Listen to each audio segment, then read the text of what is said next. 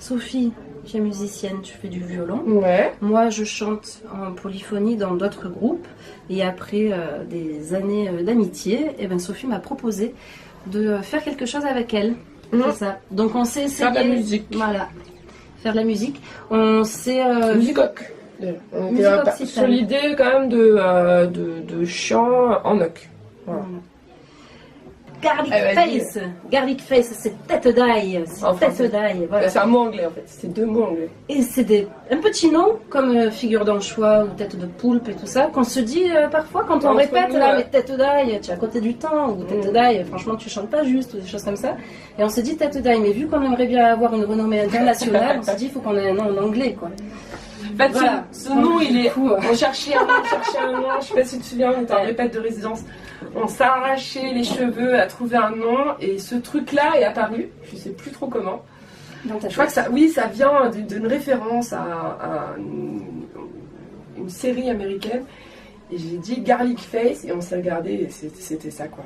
Et on a une version concert aussi où Audrey elle raconte un peu ses histoires de femmes occitanes, du coup vu que ça raconte un nom.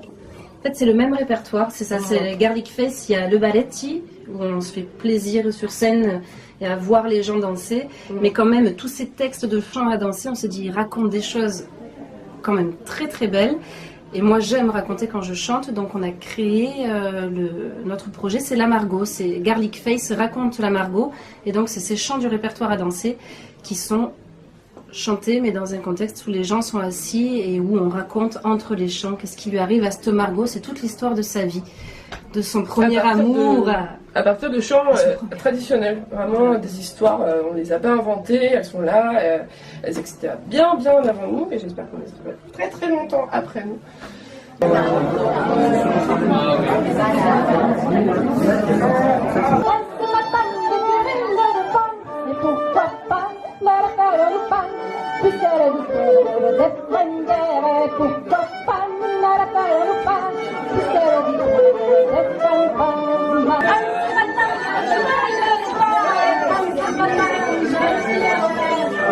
Mais quand une vingtaine d'années, j'ai eu envie de chanter. Je suis allée chanter dans une association qui était en bas de chez moi à Marseille et c'était des polyphonies occitanes.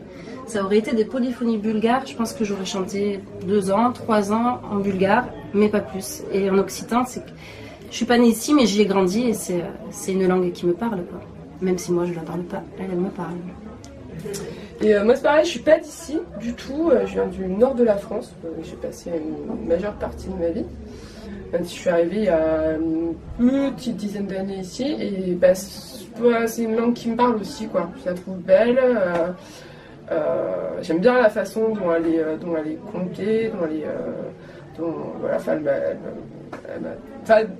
m'a tout de suite... elle vit autour de nous, de toute façon. Quand on se rencontrait dans les festivals, les copains, il y a des copains qui la parlent, il y a des copains qui la chantent, donc nous... Ils la chantent, on chante avec eux, on chante en occitan, et puis c'est comme ça. Ah, puis elle est belle, mais pourquoi pas? Ouais.